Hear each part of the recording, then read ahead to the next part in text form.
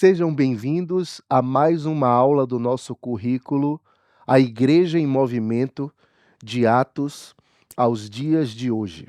Na aula de hoje, nós iremos estudar sobre o tema A Expansão da Igreja Medieval.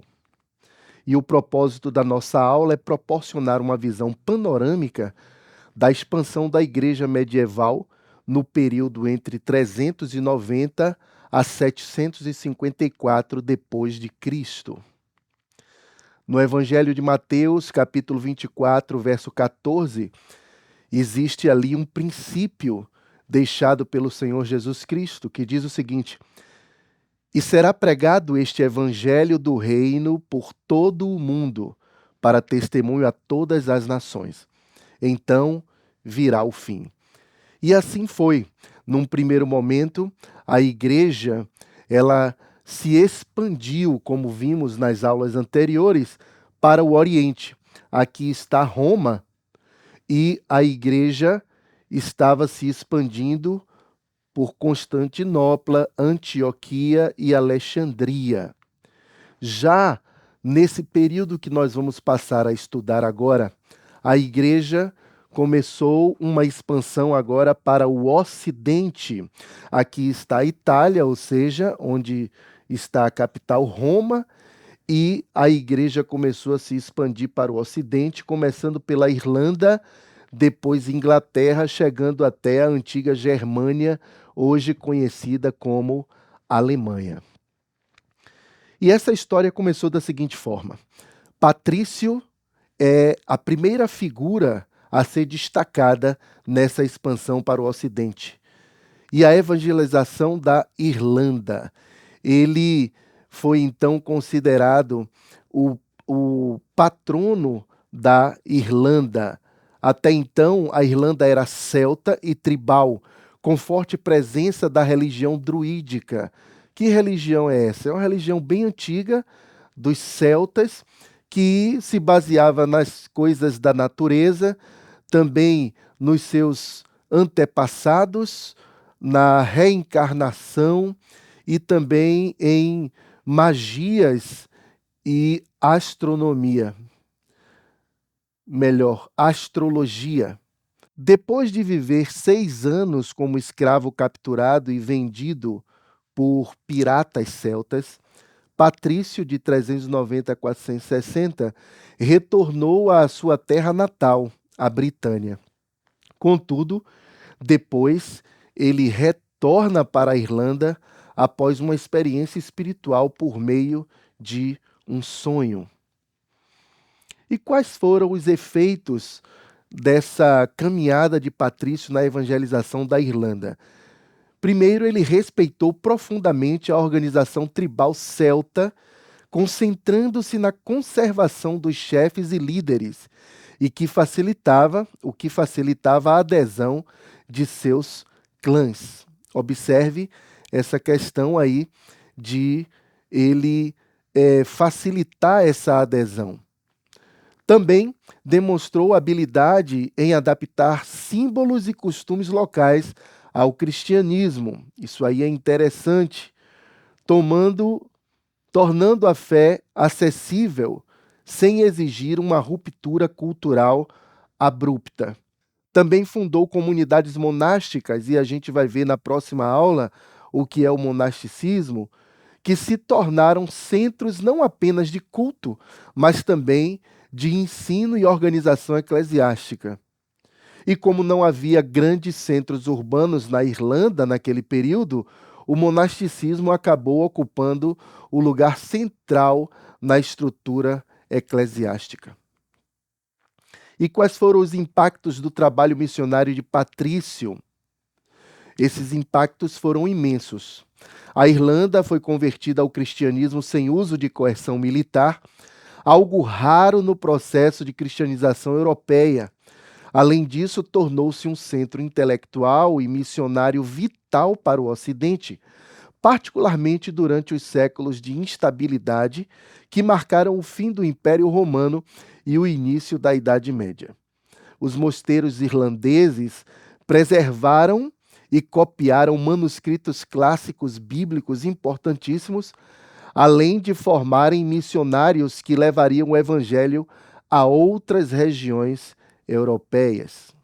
Um segundo personagem importante nessa expansão da igreja rumo ao Ocidente é Columba, e ele foi quem evangelizou a Escócia.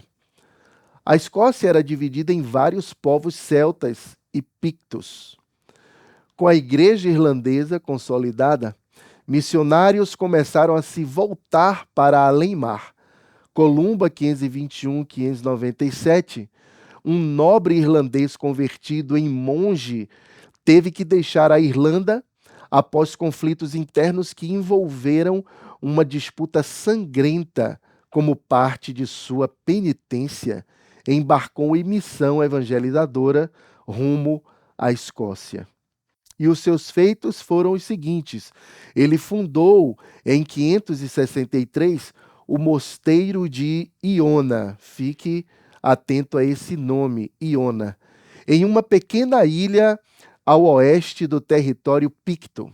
O mosteiro de Iona tornou-se rapidamente um centro de espiritualidade, educação e influência política. Columba adotou também uma abordagem semelhante à de Patrício, o citado anteriormente, porque ele concentrava-se na conversão dos líderes tribais com quem mantinha relações diplomáticas e espirituais. Como homem de letras, também atuou na cópia de manuscritos e na formação de monges e missionários. Sua autoridade era reconhecida tanto no campo espiritual quanto político, e sua presença ajudou a estabelecer uma rede monástica no território escocês.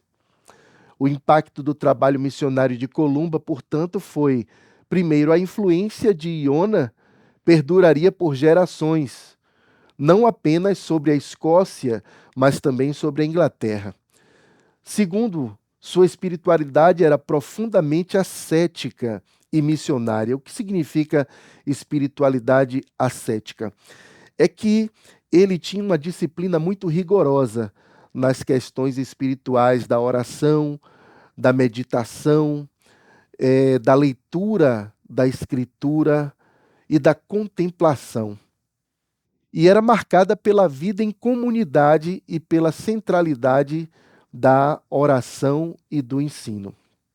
Também a tradição monástica cética de Iona, que ali floresceu, oferecia um modelo alternativo ao sistema eclesiástico romano, mais descentralizados e menos hierárquico, o que tornava especialmente eficaz em regiões tribais e sem estruturas urbanas consolidadas. Então aqui a gente vê que o modelo monástico proposto por Columba, ele destoa um pouco do modelo mais católico formal lá de Roma, tendo um pouco mais de autonomia em relação a ser descentralizado e também menos hierarquizado. Um outro personagem nesse período é Agostinho de Cantuária, não é Agostinho de Hipona, é o de Cantuária. E ele teve uma missão dada por Roma. Enquanto o norte da Grã-Bretanha era evangelizado pelos irlandeses e escoceses, o sul vivia uma realidade distinta. Após a retirada dos romanos da Britânia no início do século V, a região foi invadida pelos anglo-saxões e jutos, que traziam consigo religiões pagãs e um sistema tribal germânico. O cristianismo residual dos britânicos nativos recuou para regiões montanhosas, como o país de Gales e a Cornualha. No século VI, o Papa Gregório Magno, empenhado em restaurar a autoridade espiritual de Roma no Ocidente, viu nos anglo-saxões uma oportunidade missionária e enviou o monge Agostinho com uma comitiva para a reevangelização da Inglaterra. E os seus feitos foram que, chegando ao reino de Quente em 597, onde encontrou o ambiente favorável, graças à presença da rainha Berta, cristã franca, casada com o rei Etelberto, a conversão deste rei marcou um ponto de virada. Agostinho fundou um mosteiro de Cantuária, que se tornou o mais relevante da região e foi reconhecido como arcebispo. Ao contrário da tradição monástica celta, Agostinho promoveu uma igreja estruturada à maneira romana, com bispados ligados à Sé romana, rituais litúrgicos padronizados e calendário eclesiástico uniforme. Os impactos do trabalho de Agostinho foram os seguintes: o êxito da missão romana, porém, foi gradual e limitado ao sul da Inglaterra, especialmente porque outros reinos saxões mantinham sua própria autonomia política e religiosa. Ainda assim, o trabalho de Agostinho estabeleceu as bases de uma igreja institucional na Inglaterra, ligada à autoridade papal, e preparou o terreno para futuros conflitos entre as tradições romana e celta. Essas tensões culminariam no Sínodo de Whitby, em 664 d.C., o qual o rei Olwy favoreceu a tradição romana, promovendo a unificação da Igreja Inglesa sob Roma. Aidano de Lindisfarne e a missão no norte da Inglaterra. Enquanto a missão romana se consolidava no sul, como vimos, o norte da Inglaterra foi evangelizado por missionários vindos de tradição celta. O rei Oswald de Nortúmbria, que fora exilado ainda jovem e criado no mosteiro de Iona, retornou ao poder como cristão e buscou apoio missionário para converter seu povo. Em resposta, os monges de Iona enviaram Aidano, um monge profundamente comprometido com o ideal missionário celta. Até aqui vocês estão vendo que o movimento da igreja está oscilando entre a hierarquia e estrutura organizacional romana e o modo celta de Iona de proceder, que era mais livre, menos hierárquico, menos estruturado, com mais autonomia dada aos monges. Os efeitos de Aidano. Aidano fundou, em 635, o mosteiro de Lindisfarne, em uma ilha próxima à costa que se tornaria um dos maiores centros de espiritualidade e cultura cristã do período anglo-saxão. Ele era conhecido por sua humildade, recusando-se a montar a cavalo e optando por caminhar entre o povo, pregando, ensinando e catequizando. Fundou escolas, ordenou padres e bispos e inspirou um modelo de liderança pastoral muito próximo ao povo. O impacto do trabalho de Aidano foi que a tradição monástica de Lindisfarne produziu figura notável como Cuthbert e Beda o Venerável, e obras-primas como os Evangelhos de Lindisfarne, unindo fé e arte com extrema beleza. Aidano e sua missão foram fundamentais para a cristianização do norte da Inglaterra. O cristianismo celta atingiu seu auge na Inglaterra até sua posterior substituição pela tradição romana após o Sínodo de Whitby.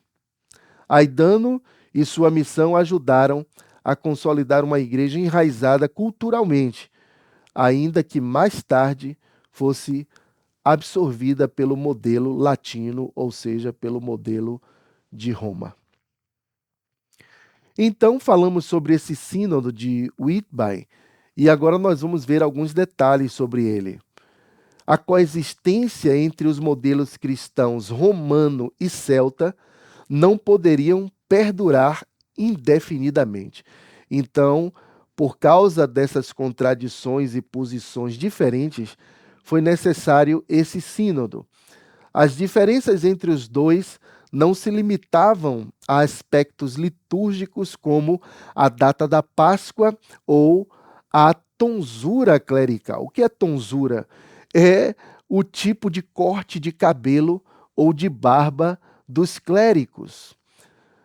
Mas refletiam, não é, essas diferenças entre Roma, o cristianismo de Roma e o celta, eles refletiam modos distintos de organização eclesiástica e concepções de autoridade espiritual. Então a gente vê que lá também, nesse segundo momento de expansão da igreja e do cristianismo, não havia essa unidade tão perfeita como muitos querem transparecer. Na verdade, havia discussões e posições diferentes e às vezes até contraditórias. Enquanto o modelo celta valorizava a autonomia monástica e a autoridade dos abades, a tradição romana priorizava a estrutura episcopal centralizada e a obediência ao Papa.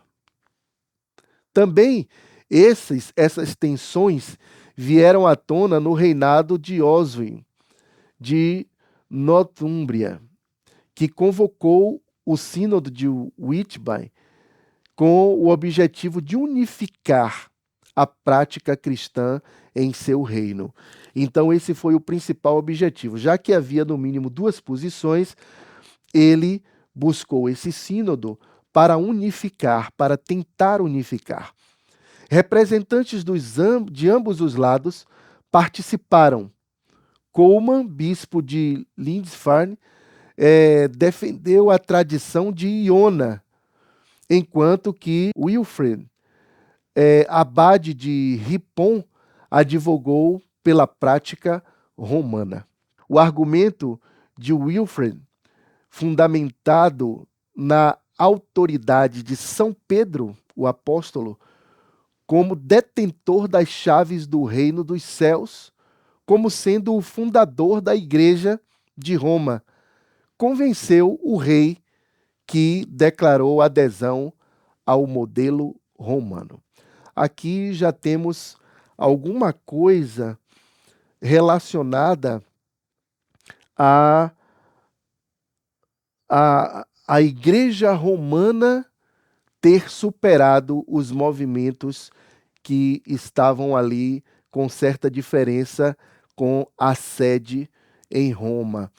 Aqui, essa questão de que Pedro tem as chaves dos céus é algo que nós sabemos que não é bem assim, porque, na verdade, as chaves dos céus estão com a igreja, conforme o Evangelho de Mateus.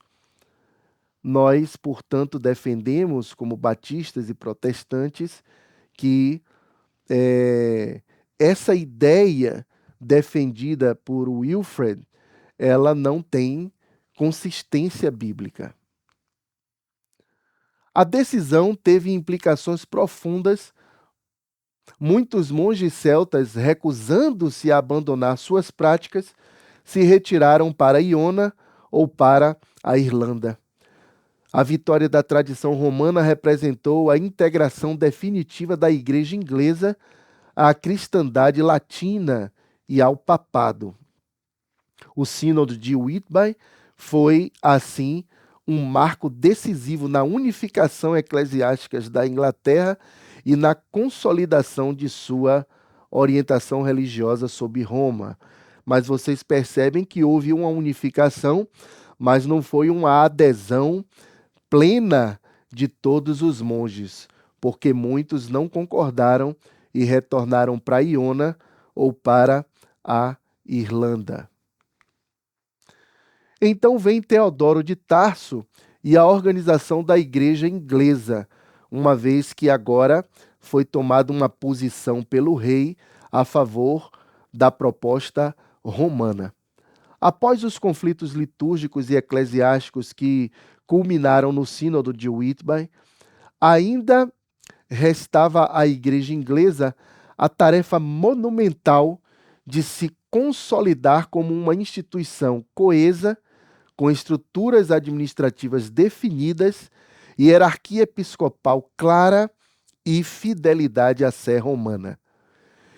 Esse processo de consolidação foi liderado por uma das figuras mais decisivas, embora muitas vezes menos celebradas, Teodoro de Tarso, 602 a 690. Ele era um erudito grego de origem oriental que se tornaria o primeiro arcebispo de Cantuária, verdadeiramente capaz de unificar a igreja inglesa. Os feitos dele foi que, com vigor e sabedoria, ele empreendeu uma profunda reforma. A primeira medida foi a convocação do Concílio de Hertford, em 673, o primeiro sínodo eclesiástico de âmbito nacional na Inglaterra, onde foram estabelecidas regras comuns para a celebração da Páscoa, ordenações eclesiásticas e a jurisdição de bispos. Esse concílio marcou o início de uma nova fase de unidade administrativa e doutrinária. Teodoro também reorganizou as dioceses, subdividindo territórios muito extensos e criando sedes episcopais, o que permitiu uma maior presença da igreja entre os diversos povos saxões. Agora falando da igreja romana propriamente dita, que fez essa unificação. Além disso, fortaleceu a autoridade do arcebispo de Cantuária como centro de coordenação nacional, submetido ao Papa, mas autônomo em relação aos reis locais. Essa estrutura episcopal mais coesa foi um passo fundamental para o surgimento de uma igreja nacional inglesa plenamente integrada à cristandade ocidental. O legado de Teodoro para a educação inglesa. Outro aspecto notável da atuação de Teodoro foi seu investimento na formação intelectual e espiritual do clero. Sob sua liderança, a escola catedralícia de Cantuária floresceu como centro de ensino da gramática, teologia, exegese bíblica, música sacra e até astronomia e medicina. A presença de Adriano, com sua formação africana e latina, complementou a erudição grega de Teodoro e produziu um ambiente de ensino multicultural e brilhante. Temos também ainda Bonifácio e a consolidação da Igreja Romana na Germânia, como nós vimos ali o último território, Irlanda, Inglaterra e agora Germânia, atualmente conhecida como Alemanha, principalmente. No século VIII, a cristandade ocidental buscava expandir-se e consolidar-se no continente europeu, particularmente entre os povos germânicos.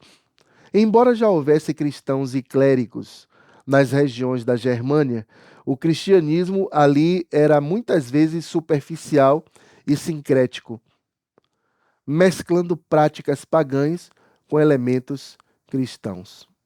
Nesse contexto, entra em cena Bonifácio, um monge anglo-saxão, educado na tradição romana, que recebeu do Papa a missão de reformar e evangelizar os povos germânicos. Roma via a necessidade de reformar a autoridade eclesiástica e combater práticas consideradas heréticas ou supersticiosas. Os feitos de Bonifácio foram os seguintes: ele atuou inicialmente entre os frísios, com sucesso limitado, mas depois concentrou-se entre os hessianos e os bávaros, onde teve impacto duradouro.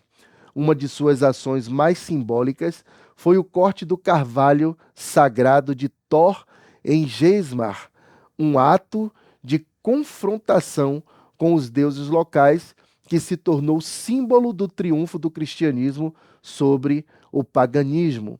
Além disso, fundou mosteiros, organizou dioceses e promoveu a obediência direta ao Papa, reforçando a autoridade romana sobre as igrejas locais. Seu trabalho culminou com sua nomeação como arcebispo e legado papal na Germânia. O impacto do trabalho de Bonifácio é que ele estabeleceu as fundações de uma igreja germânica institucionalizada, ortodoxa e integrada à estrutura do Império Carolíngio em ascensão. Seu martírio, em 754, selou sua reputação como apóstolo da Germânia. A partir de seu legado, a aliança entre o papado e os francos seria consolidada, pavimentando o caminho para a coroação de Carlos Magno em 800 e a formação do Sacro Império Romano Germânico. Esse período, profeticamente, está se referindo às igrejas lá do Apocalipse de Pérgamo e Tiatira. Vocês lembram que as igrejas, as 7 igrejas do Apocalipse, elas não só estão se referindo a coisas que aconteceram ali exatamente no período em que essas igrejas existiram, mas elas também apontam para períodos históricos que têm muita relação com as características dessas igrejas. Esse período, por exemplo, que nós estamos estudando, tem muita relação com as igrejas de Pérgamo e Tiatira. Por quê? Porque a igreja de Pérgamo, lembrando, é a igreja do período do favorecimento imperial, permitindo infiltração do paganismo, adaptando-se ao mundo ao desfrutar dos seus confortos e vícios, e com isso foi perdendo a espiritualidade verdadeira.